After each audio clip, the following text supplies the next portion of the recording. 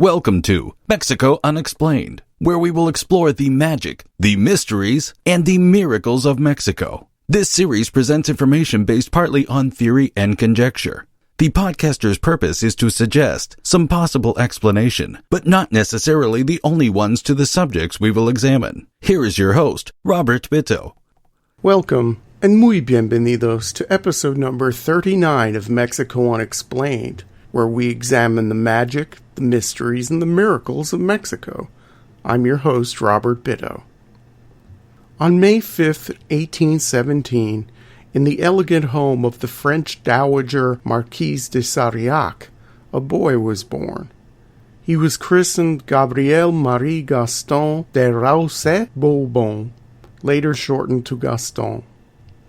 He would inherit the title of Count from his father, who hailed from one of the most ancient noble families of the city of Avignon in the region of Provence in southern France.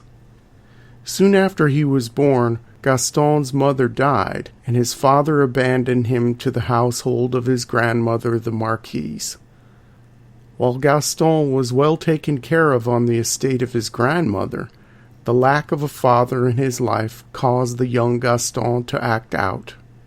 His grandmother's servants found it increasingly difficult to handle his violent outbursts, his indomitable spirit, and his general obstinance. At the age of 7, Gaston beat his tutor and claimed the right to rule the household. This enfant terrible was called the wolf cub by the servants who begged the Marquise to take more drastic measures with the boy. Madame de Sarillac wrote to Gaston's father to take him, but he would not. It was then agreed that the wolf cub would be sent off to a Jesuit college in Freiburg, Germany, where many noble families of Germany and France sent their troublesome children. As one of Gaston's biographers would account, quote, "After several days of observation, these scientists of the soul decided that this young wolf had the makings of a hero. They took care not to irritate him, and by the influence of reason, emulation, and above all, insistence upon the point of honor, won from him what they could never have obtained by compulsion. 2 years later, the wolf cub was the eagle of the college." End quote. He spent 9 years there.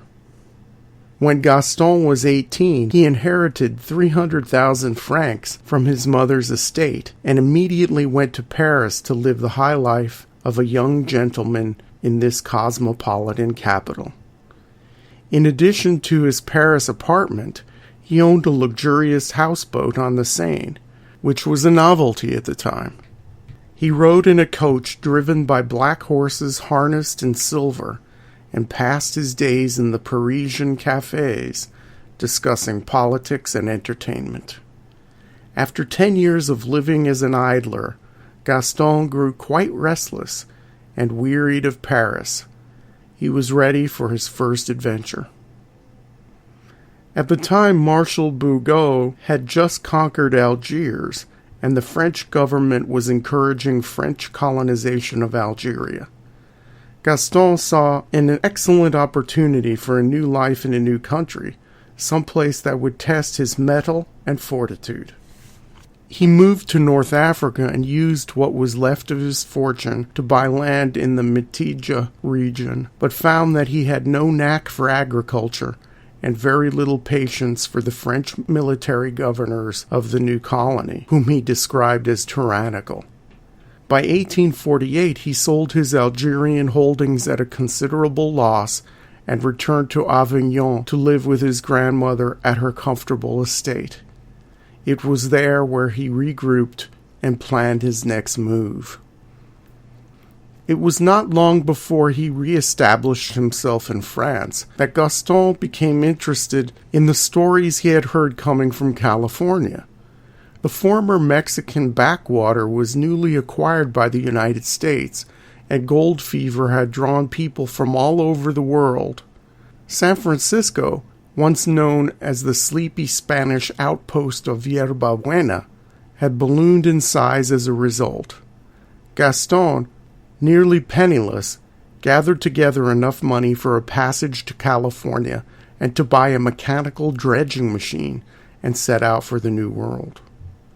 He wrote extensively in his diaries and letters to his friends back home about the harrowing journey from France to Panama, and how he and other fortune seekers made the dangerous jungle crossing through Panama to the Pacific, at which point they boarded another ship for San Francisco.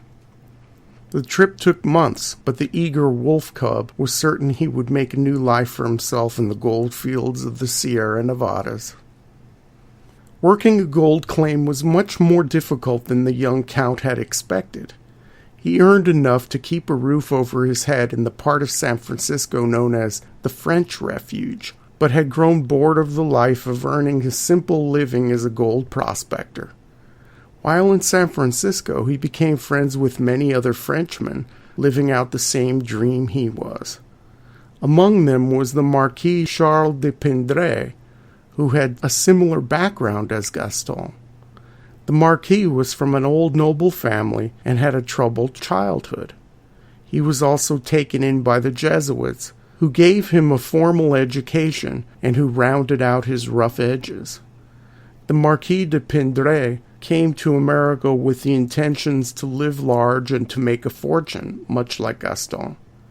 It was Pindray who put into Gaston's head the idea of leaving California and heading for a richer, more untamed land called Sonora in northern Mexico.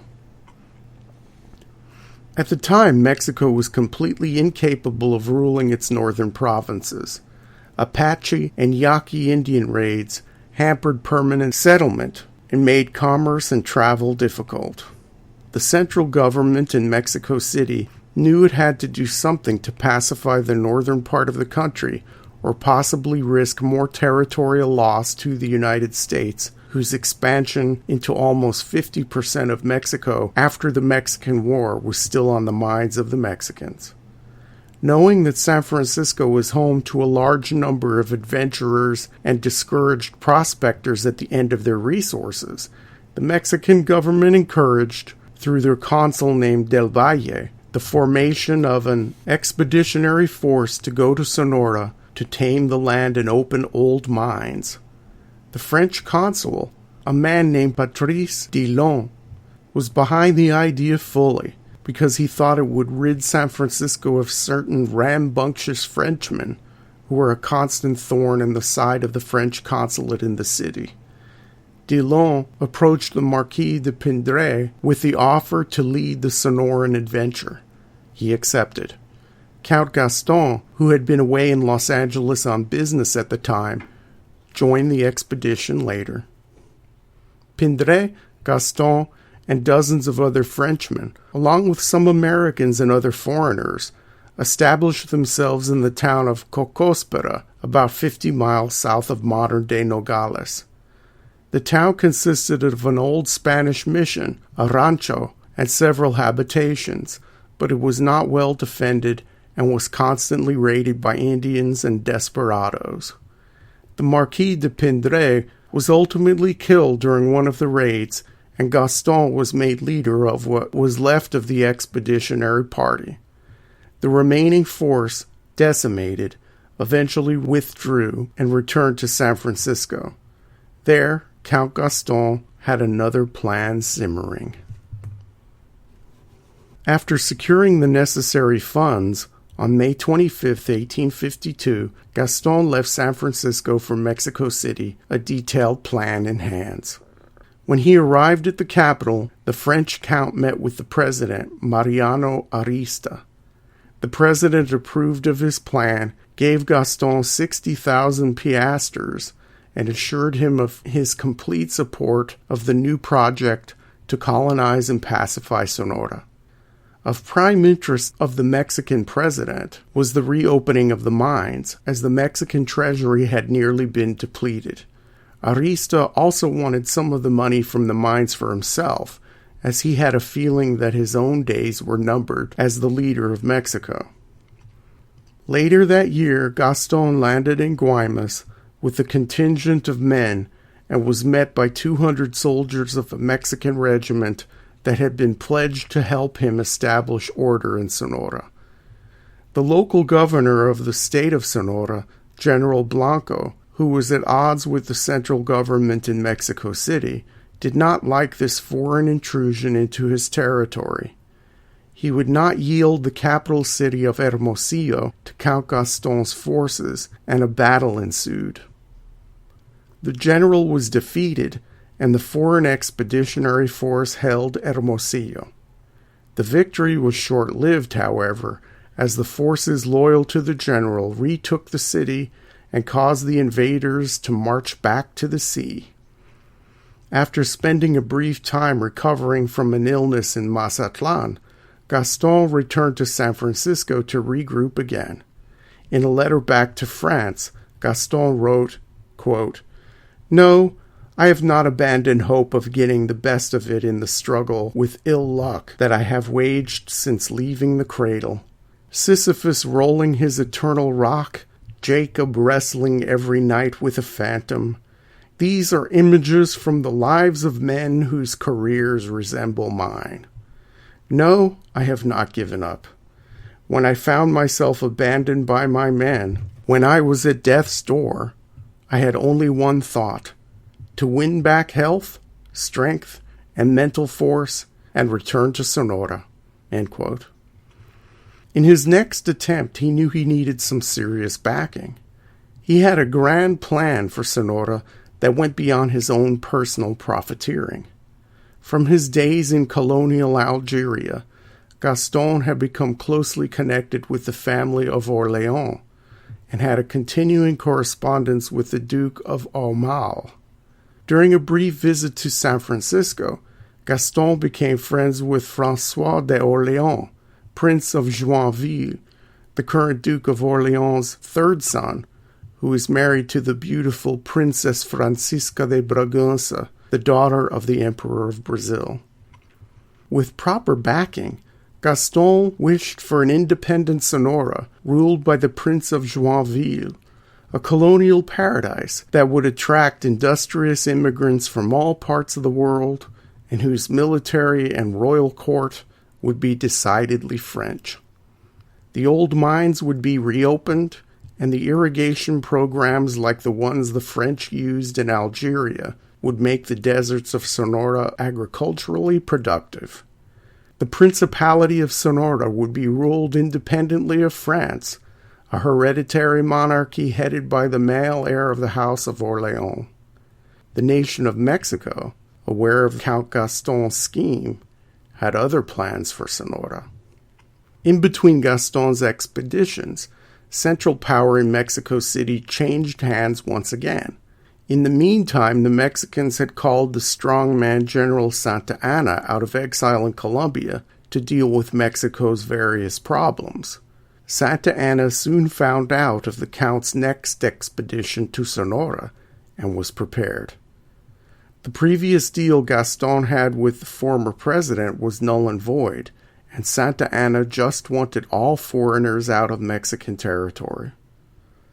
Loyalists in Guaymas attacked Gaston's battalion soon after it landed, and the French count was arrested and held for 17 days. His sentence was pronounced, and he was to be shot by firing squad in the town square on August 13, 1854. At the time of his execution, Gaston outstretched his arms, exposing his chest, and said, quote, "My friends, I ask you not to fire at my head. Aim at the heart, and try to aim true." End quote. The Mexican soldiers fired, but their aim was so terrible that not a single bullet hit him. An excited crowd cheered, thinking that Gaston's life had been spared. To the surprise of the townsfolk, the Sonoran governor ordered the soldiers to fire again. Gaston was hit 4 times and fell face first to the ground, and in a small cloud of dust ended the dreams of a flowery French paradise in the northern deserts of Mexico. Thank you once again for listening to another episode of Mexico Unexplained. Remember to like and subscribe to us on YouTube, follow us on Twitter, and write a kind review of our show on iTunes. Please go to our website for references, illustrations, and for free access to transcripts of past shows. We appreciate your attention once again. Till next time, thank you and gracias. Thank you for listening to another episode of Mexico Unexplained with host Robert Bitto. For show summary, relevant links and commentary, please check out our website at mexicounexplained.com. Like us on Facebook and be a part of the conversation. Adios and hasta la vista.